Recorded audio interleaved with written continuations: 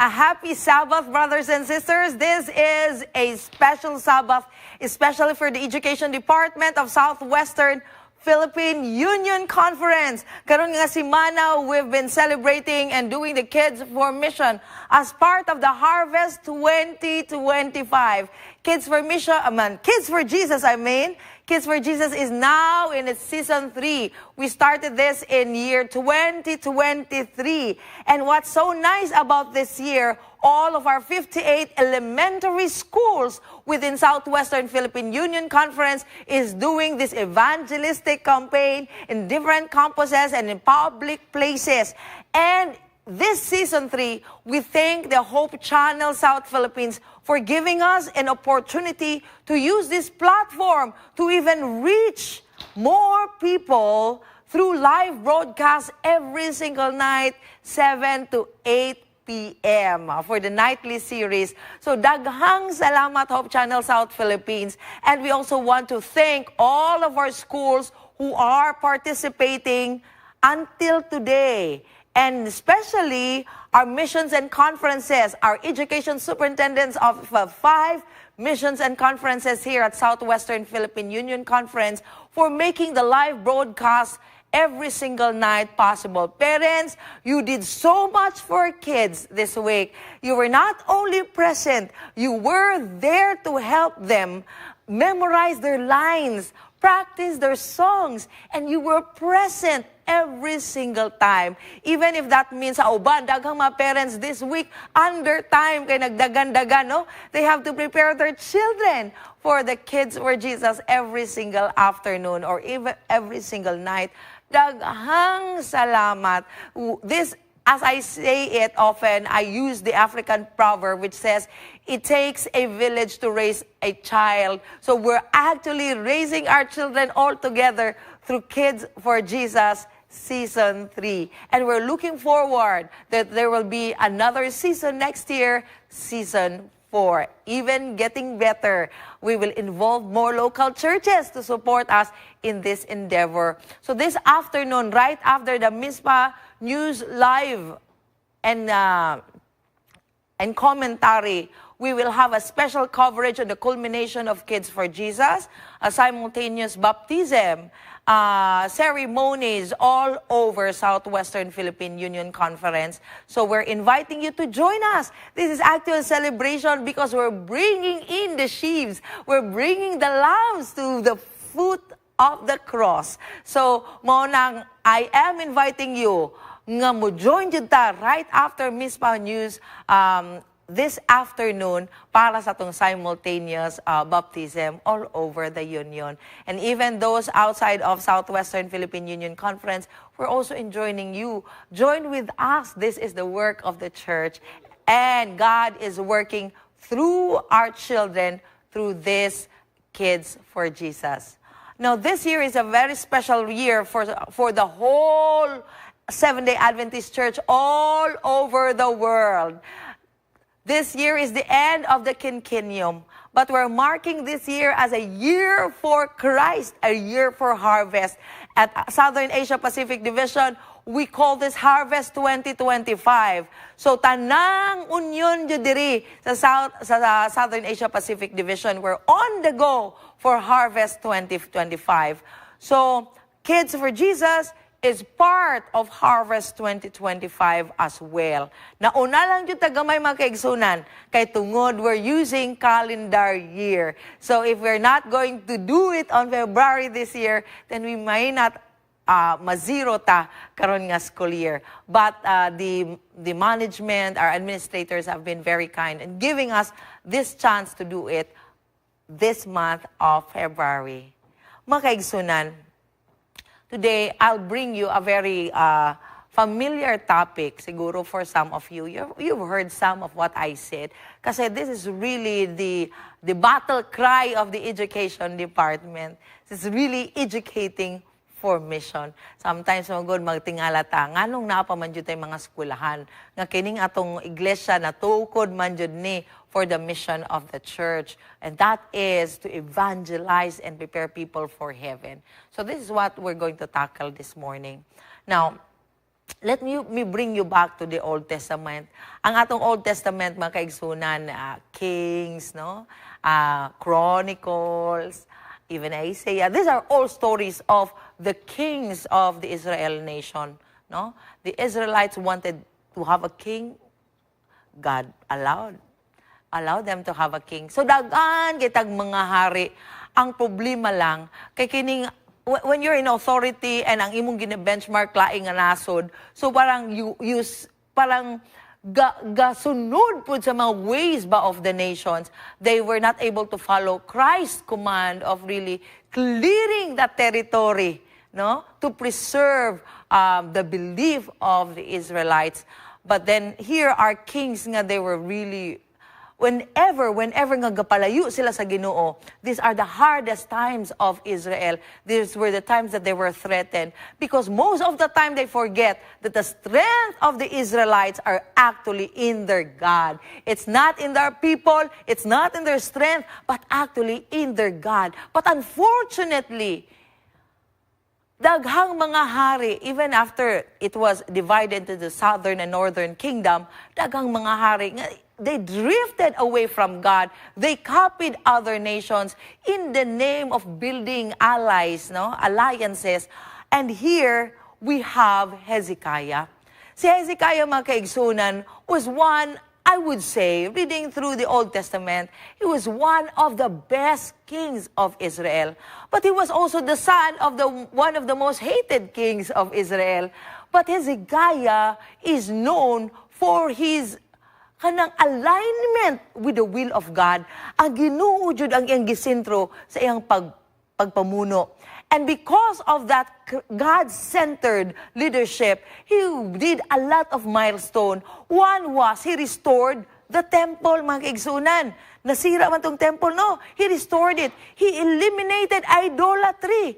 He restored Passover to remind them how God led them out of Egypt, and then he restored the priesthood. And because he was loved by God, he was dependent on God, he even experienced ang pinakadako jud nilang nga threat, no? Hadlo kay sila because Assyria was ready to attack them. Wala sila kakayanan. Assyria was a very big nation, but he depended on God. And the wonderful thing about our God is, once we depend fully on Him, He will fight all our battles, whether they are small or the greatest we've ever known.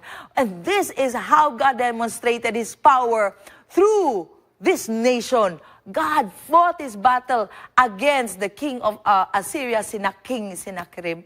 So, mauna ang nahitabo kay Hezekiah. His reign was wonderful, but not until he was diagnosed nga hapit na siya mamatay. And then he said, "No, Lord, I still want to live. Please give me time. Please, I want to live." And so God said, because he's righteous, he was a man of God, then he was given 15 years more. I mean, what a blessing, no? Even time went backwards. Ingana siya kapalangga sa Ginoo. Hezekiah was known because of this phenomenon. So karon, ang laing mga nasod, medyo na, na intriga. So ask nga pwede ba may bisita sa imuha dira? And people, big men from Babylon, they visited Hezekiah. And Hezekiah was proud. He was so happy. He was delighted to show off. Not only show how God was great, but show off the strength of the nation. Gipakita niya, mauning naata. Muna, when they left, Prophet Isaiah asked, unsa imong gipakita sa ilaha? What did you show them? And said, all. Tanan, ako gipakita. And so here was the bad news. So ingon si Isaiah, tungod imong gipakita ang tanan, maabot ang panahon nga you will be conquered by the Babylonians. The Babylonians will take all the treasures, tanang imong gipakita nga mga treasures. They will put all your men and women as slaves. That is horrific.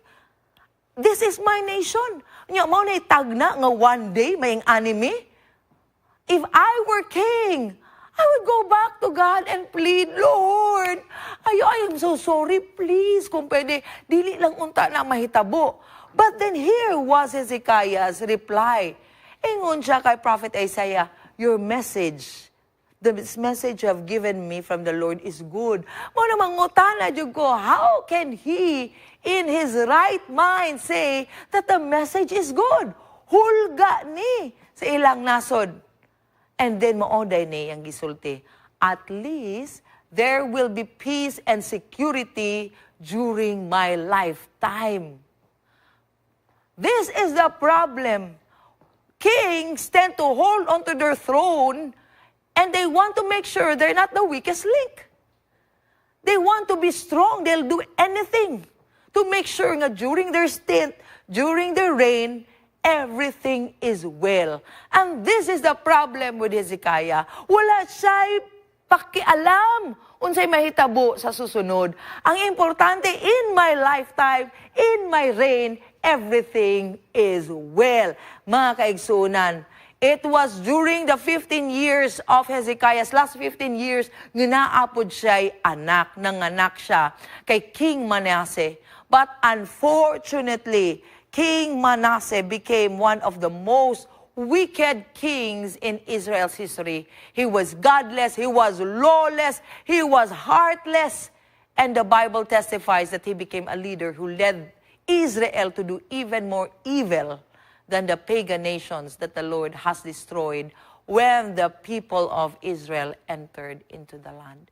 This is the heartbreaking news history of Hezekiah's reign. You know, Gary Blanchard termed this as Hezekiahitis.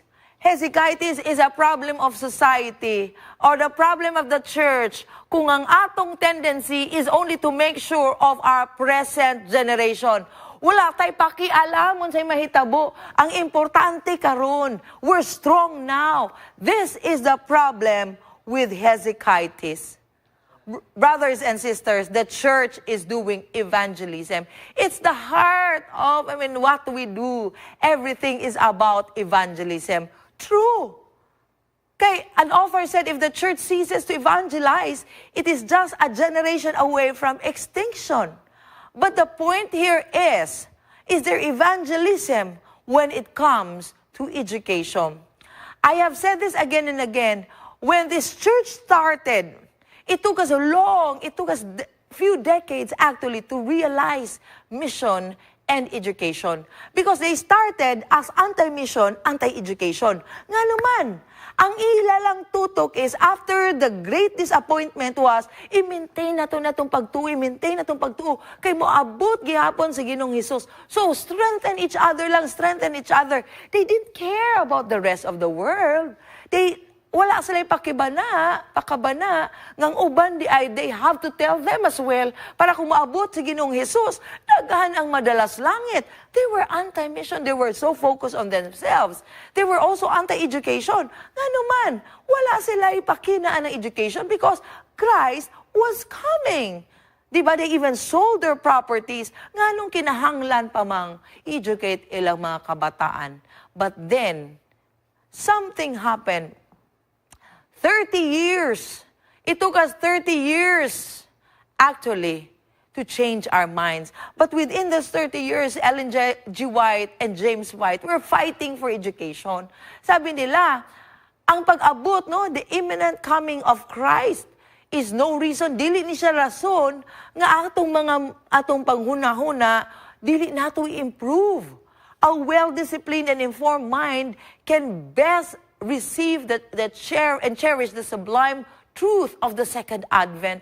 We need people who can actually think right, who are well-informed while waiting for Christ. Kasi ang pagtuon nato sa Biblia, nakaangkla po na on how well we understand and ang cognitive process nato. Ingon gani si Ellen White, kining atong ignorance will not increase humility. Ibig sabihin pa, pag ignorante tayo po ay humble? No. It will not even increase spirituality. The truth of the divine word can be best appreciated by an intellectual Christian. Mo nang mga kaigsunan, this Sabbath school that we have is really intended for this.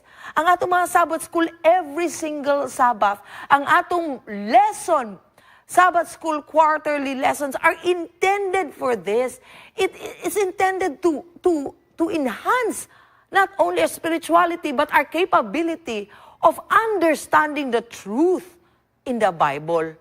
Now, but it took us 30 years really. Nga naman, because in 30 years, nanginahanglan na sila daghang ministro. Nga naman, the pioneers were getting old. They need to train people for leadership. And then they realized, manilaing mga tao po nga gusto magkabalo about the truth. And these are people not in the U.S. but outside of the USA. And some people do not speak English. So it took us 28 years for the General Conference to decide to start the educative ministry. But something happened, actually. Monang last year was a milestone not only for the global mission, but also for Adventist education. Because in 1874, 30 years after the Great Disappointment, we finally decided to send the first official missionary outside of America. Finally, we thought of mission. And who was that missionary? He was actually John Nevins Andrews, J.N. Andrews. And scholars, they would ask, why him? Why him? The answer was, because among the Adventists present during that time, J.N. Andrews was the most intellectual. He was the most knowledgeable. He was the most resilient. He was the best of the best among Adventists during that time. Brothers and sisters, when we go for mission, we don't send those who are unprepared. We send the best among us. Because I would always say that the Christ whom we represent deserve the best representation. Kaya tayo po, if we find ourselves in the context of Harvest 2025, if we find ourselves as missionaries, then, brothers and sisters, hindi ba dapat tayo po the best version of who we are? We have to be trained. We have to study. We have to practice. We have to learn. Because Christ, whom we serve, deserves the best representation. And then in 1874 also, maingon mo, unsa jud ay, we went for mission, yes, but do you know that 30 years after, in 1874, we also built the first school, and that is Battle Creek College. So makita na itong mga kaigsunan, ang mission sa church o ang education will always go hand in hand. Why? Because it's the educative ministry that fuels mission. It's the educative ministry that prepares people for mission. This is really the blueprint of Adventist education. It preserves the belief. It trains and it sends people for mission. Now, karon, what is the state of Adventist education today? Now, I'm always saying this with pride in my heart. This is as of December 31, 2023. We have a total of 10,364 learning institutions all around the world. And in fact, anang tertiary karon will be changed. We have a new college in the Philippines in Palawan. It's going to open hopefully this school year. And in fact, here in our Union territory, we may have additional 3 elementary schools by next school year. This is how aggressive we are. Maunang we are tagged as the largest Protestant education system in the world. And we are the second largest education system among Christians. We're second to the Roman Catholic Church. This is how large the education system is. In fact, here at Southwestern Philippine Union Conference, we have a total of 69 learning institutions, 58 elementary schools, but we have 1 adopted school, making it 59. we have 9 academies and 2 colleges. Before the bifurcation, 90 na atong elementary schools. Ang atong high schools, 13. Ang atong colleges, 3. So this is how big we are. We are serving 19,514 students this school year. And do you know of this 19,000, how many are Adventists or children raised by Adventist homes? Only 45%. The 55% are actually non-Adventist students, mga kaigalaan. And kung matanaw nimo ang trend, from elementary to college, asa diri ang mas daghang dili Adventista. It's actually in the elementary. Why? 60% enrolled in our elementary schools are non-Adventist. So if you think of mission, don't think of, you think of other places, yes, but our schools are actually rich mission fields.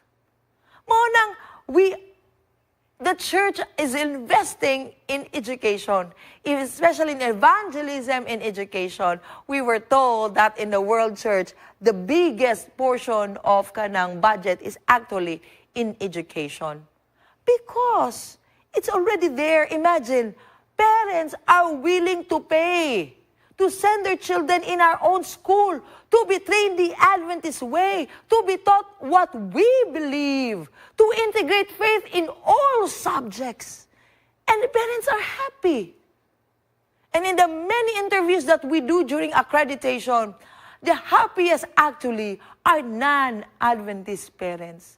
They're the most satisfied and delighted in the services of our schools because they see transformation happening in our schools. Are we involved in evangelism? Yes, we are.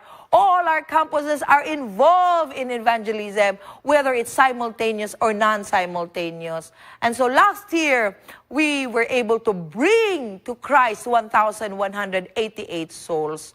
But this year, we are praying for more, that through our efforts, joint efforts, we can bring more people to Christ.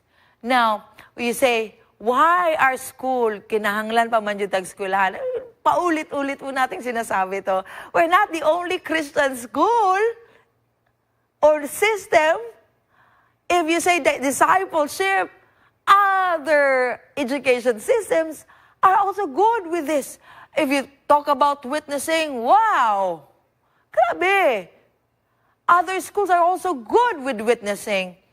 But however, in our case, we're very intentional also. You know, a college here in Asia, in Taiwan, where the president is an evangelist, is training students to become evangelists even in places where it is prohibited. But the good thing about this, it has become a spiritual journey for the whole campus, for the students who are risking their lives in the name of the gospel. And makita nimo, it's not about how skilled a person is, how talented a person is, but how the Holy Spirit works through that person, because many are getting baptized in China through the efforts of college students, who are non-theology students even. But they have given their lives for Christ. This is what's happening. And this is happening also in our different campuses here, whether it's in elementary, high school, or in college. Showing compassion, yes, they are compassionate, very much compassionate. But what's different about Adventist schools is the Adventist identity and the Adventist belief. Because who we are is being Adventist, we hold on to prophecy. Because mo na ginasulti, how do you know? How do you know what a true church is? We hold on to prophecy and we proclaim the eternal gospel in Revelation 14. Maugay nang moingon ko nga, if we truly believe that we are the angels in Revelation 14, then it's not only about adults preaching Christ. It's not about only adults going places to preach Christ. It's also about our young ones nga naman. Ang ato mga kabataan, They are the church as well. In fact, they're the future of a church.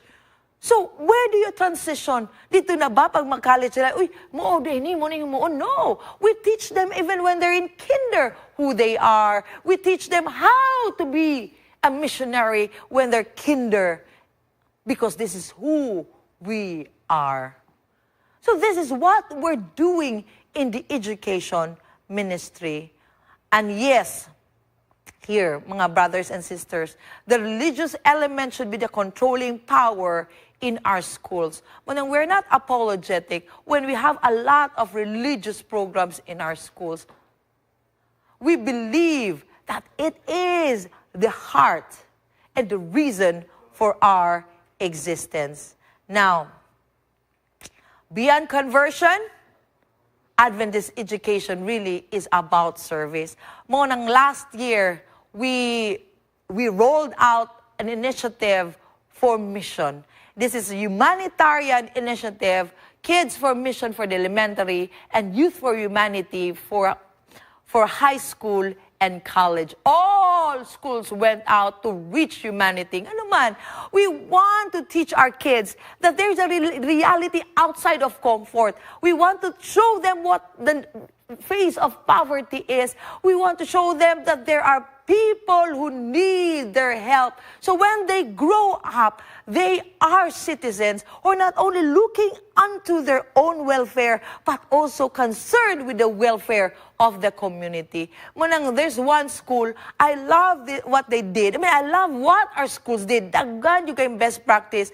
But there's one school who brought the community inside the church, breaking the barrier that Adventist people are not exclusive people. These are people who are for the community, who loves the society. So they rolled out like the first day, they brought PWDs inside in coordination with government units. The following day, they brought the senior citizens inside. The senior citizens were crying. Why?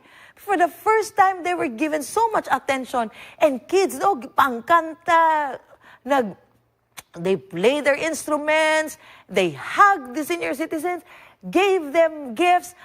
This is what we do. This is how we teach our children to become responsible citizens, not only here in this world, but also in the world to come. Our youth are going to places and bringing not only the good news, but bringing love and care and altruism in this society. Education stands at the very center of the great controversy. This is our reality. Please, if we have to let's not forget, brothers and sisters, that where we are right now is actually the reality of the world. We are still in a battle between good and evil. And our enemy is doing so much effort to win our children. Win us even. So mga kaigsunan, if this is a battle, the question I will always ask you paulit-ulit is, who is controlling the minds of your children? Who is influencing the minds of your children? If this is a battle, are we giving them enough fighting chance to win in this battle? Especially at a time when parents no longer have control over their children. When their children have their own decisions to make. That is always my concern as a parent. It's not about my children being the most famous, the richest, the most stable. I thought that should be the dream. No, I'm wrong. As a parent now, I'm more concerned about my children staying in the faith. My children living for Christ until the end. When I'm no longer there, when we're no longer there, my children coming to church, being active in church, this is my desire. Because our life is not only for this world, but our life really should be prepared for heaven. Maunang education really is central to Adventism's mission to the world. It is not an option. In fact, it is the most essential aspect of the church mission as it moves out of the past and into the future and toward the second advent. Now, our work for Christ is to begin with the family, the home. There is no missionary field more important than this. I'm saying this in the context. If you are a member of the Seventh-day Adventist Church and you're listening right now, I want you to think, even before we spend for evangelism for others, ang question is, are we investing enough for our own children? Are we giving them opportunities nga we're really there, intended for them? Our church schools were established for the church. It's not for profit. It was established for the church because our children and our youth are the church. Our church school is not separate from our local churches. Once again, I say that our school is the church in itself. Because in the highest sense of the work of education, in the highest sense, the work of education and the work of redemption are one. Adventist education is the longest and largest evangelistic event by the Seventh-day Adventist Church. It is also the most effective. As I end, I'll tell you, I was told that when Vietnam was at war, the government gathered the scholars, the best scholars, and sent them abroad to Europe, to the US, to study for one mission. And that mission was to come home when the battle or the war is done and to rebuild Vietnam. And look at what Vietnam has become now. This is the same with our children. When we send them to our schools, elementary especially, high school, college, we're sending them to prepare. Because once we're out of here, once we die, or once we retire, then our children will have to carry the cross of the church. Maunang, I always ask you never to think that our schools are not for the mission of the church. It is for the mission of the church. Maunang, we have been very intentional with our initiatives like the Project 1 and 99 for the academies and the college. This is an evangelistic campaign, simultaneous all over the union, every single year, and also the Kids for Jesus. Reason is, this is not just about training them how to do public speaking. Well, that's one. But the truth is, we are preparing our children because they're not just the mission, but they are part of the mission of the Seventh-day Adventist Church. And with this, I say, brothers and sisters, thank you so much for supporting Adventist education. If you are a local church, kahit dili kamudjud ang gadalaan ng eskwelahan nato na, do what you can to support our school because our schools are actually the evangelistic hub of the Seventh-day Adventist Church, which are operating 5 to 7 days a week, 10 to 12 months a year. This is what we do for the mission. May God bless us as we collaborate and join all our forces, all the best that we can offer for the Master, especially for this year, Harvest 2025. As the song says, do what you can where you are. There's a job to be done where you are. To the Father be true in the work given you. Do what you can, what we all can all together, wherever we are. God bless us all.